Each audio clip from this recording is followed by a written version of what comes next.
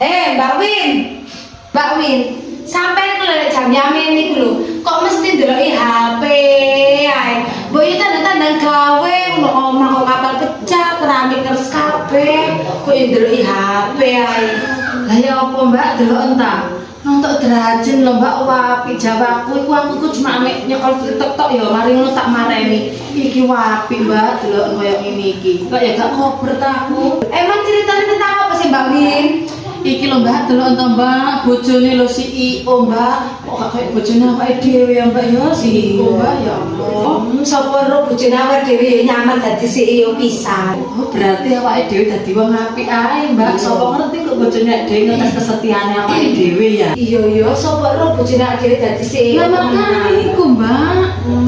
Sesuai balok gendeng aku kudu harus sampean ndelok derajat. Gak apa-apa iki lho hiburan ya. Wong awake dhewe gak ngerti menawa bojo dhewe ajane CEO kan ya gak eros ya. Saya dadi wong apik ae. Hiburan ya hiburan rek. Omahe ya dilamu. Aman-aman mari ngene kok tak rambut sik tak marekno satu. Yakin ta? Paling kok sampe sore ndelok derajat. Nah wis tak mulai aku.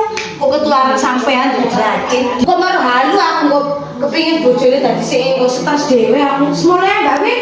Saya wis di rumah mana iki tak mari. Ganteng ya Allah ya Allah.